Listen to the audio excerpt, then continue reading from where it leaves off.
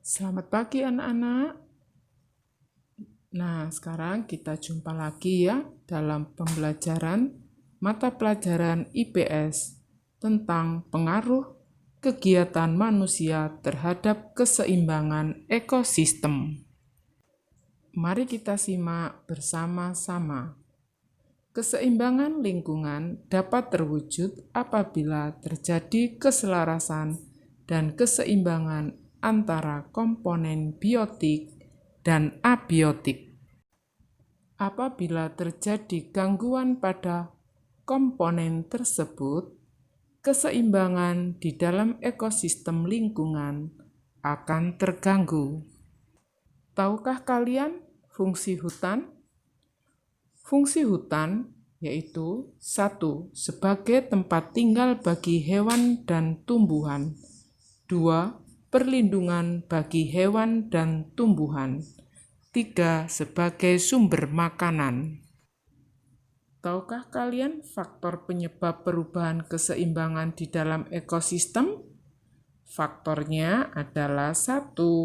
Faktor alami, yaitu peristiwa alam ada yang menimbulkan bencana yang disebut bencana alam. Bencana alam seperti letusan gunung berapi, banjir, tanah longsor, kebakaran, badai, dan tsunami dapat mengakibatkan terputusnya rantai makanan. Faktor yang kedua adalah faktor manusia yang melakukan berbagai kegiatan untuk memenuhi kebutuhan hidupnya.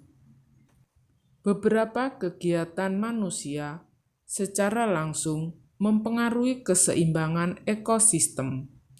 Kegiatan tersebut antara lain penebangan pohon-pohon di hutan jelas akan merusak ekosistem hutan dan menghilangkan fungsi tumbuhan sebagai penahan air dan penghasil oksigen. Faktor selanjutnya adalah pembakaran hutan yang berakibat terbunuhnya berbagai jenis organisme hutan yang mempunyai peran untuk mempertahankan keseimbangan ekosistem.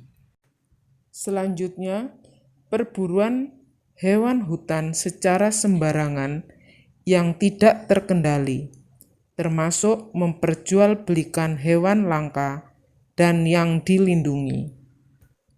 Tindakan-tindakan ini berakibat pada terganggunya rantai makanan dan jaring-jaring makanan, serta punahnya beberapa jenis satwa.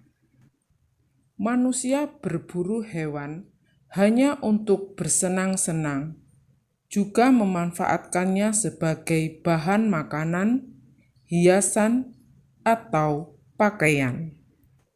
Selanjutnya, penggunaan pupuk buatan secara berlebihan yang dapat mencemari lingkungan. Pupuk dibedakan menjadi 2, yaitu pupuk buatan dan pupuk alami.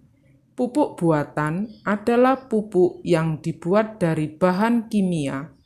Contohnya, pupuk buatan adalah urea, NPK, dan ZA.